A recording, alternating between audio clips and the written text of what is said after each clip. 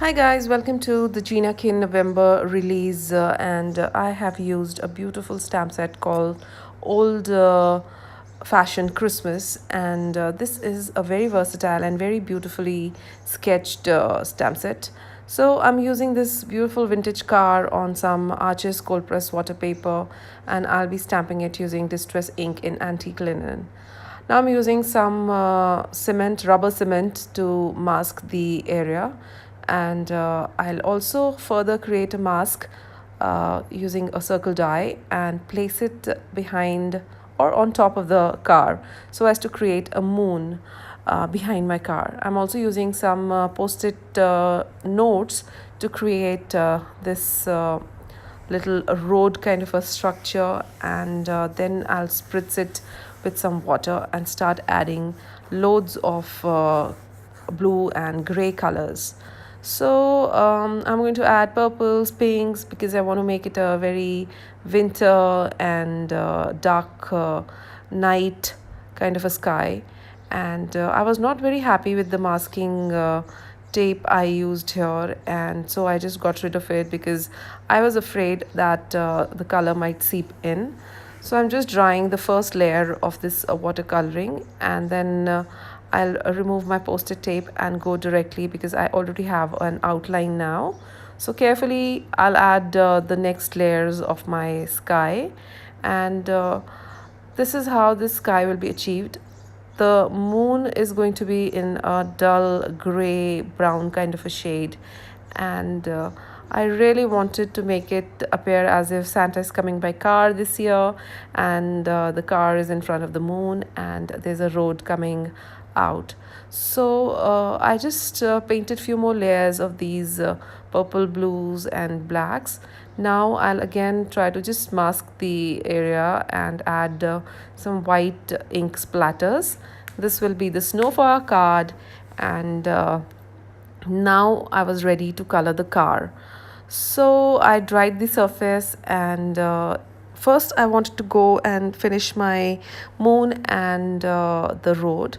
So I'm using just some random mixture of gray and black for the moon and dropping in the colors so that the craters and that shade of the moon can be created. So this was quite a lot of fun, and now going with the dark gray or black, I'm making the road. So I gradually build my layers and dry it in between. Now, this was the time when I was sure that I'll be painting this car with watercolors and create a no-line coloring. But the image is so intricate and detailed that I was getting lost, and things were getting a little difficult because Archie's cold press water paper is a very textured paper, and the stamp and the lines within the stamp were really confusing me. So I tried my hands with a thin paintbrush, and I went ahead to paint the car with some red. But then I was getting a little frustrated, so I stopped right there and changed my idea altogether. So I stamped the car on some Neenah Solar White paper and went ahead with Copic coloring. This was so much easier and quicker. So I'll just stop speaking here. I'll mention all the Copic markers I've used, and you enjoyed this coloring process, which was very simple and quick. And I'll then fussy cut the entire image and assemble the card.